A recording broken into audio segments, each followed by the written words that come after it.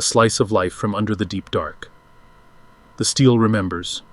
The forges never slept in under the deep dark, but on the day of the anvil they sang.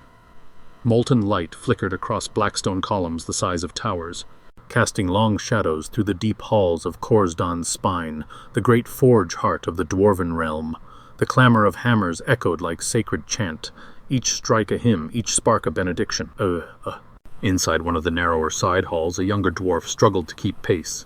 Tholka Redbrow, barely 75 and still green by forge standards, hunched over an anvil with her sleeves rolled to the shoulder and her hair tied back with copper wire.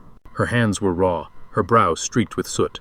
Her hammer, a gift from her grandmother, struck steel unevenly. "Tilted again," came a deep, amused voice from behind her.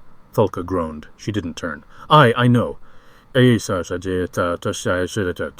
Master Drandrik Flintbane, her mentor, approached with a mug of stone-leaf tea in one hand and a scrap of half-polished mithril in the other. His beard was so thick with braided metal that it clinked softly when he walked. "You're trying too hard," he said simply. "Hammer's not a war drum. It's a story.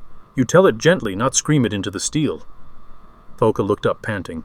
"Feels like the steel's the one shouting at me." Drandrik chuckled and handed her the mug. "Then listen closer."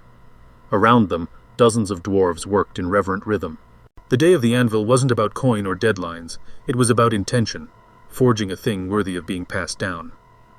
Across the chamber, a trio of stonecutters inlaid runes into a ceremonial war mask. Near the far wall, an old woman carefully etched her son's birthmark into the pommel of a dagger. Each creation bore a story, and every story would be sealed in steel. Tholka sipped the tea. Her hand stopped shaking, her breath slowed. She looked at her half-shaped piece, a belt buckle, destined to hold the weight of her brother's armor when he returned from surface patrol. The thought made her spine straighten. She returned to her stance, held the metal, raised the hammer. Clang, clang, clang. This time, the rhythm flowed. The metal shifted with her, not against her. Shapes emerged like remembered dreams, solid, proud, and true. Master Drandrik didn't say a word. He just watched. At noon, the great flame bell was rung, and for one full minute, every forge and under the deep dark fell silent. Even the magma vents seemed to dim.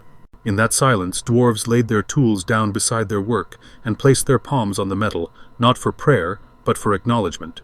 Tholka did the same. She placed her hand upon the buckle, still warm and unfinished, and whispered, "May you hold fast, Rurik. Come home with your waist still strapped." She felt something shift inside her, a kind of anchor, a dwarven knowing. When the bell's echo faded, the forge halls resumed, but the silence lingered in her chest like a quiet ember. Later that night, the halls of Korzdann's spine were lit with glowgems and firewine. Songs rang out, tales were traded for tool oil, and gifts were exchanged, not for worth, but for meaning. Drandrik handed Tholka a package. She opened it and found a leather apron, burnished, rune-stamped, and stained with years of soot. "It was mine," he said simply. "I want it to keep workin', even if I can't keep swingin'." Tholka stared at it, overwhelmed. "I've not earned this," she whispered. He shrugged. "Then earn it tomorrow." And they stood side by side, watching the forge fires flicker and cast dancing shadows across the stone walls. In Under the Deep Dark, the flame never died. It was past,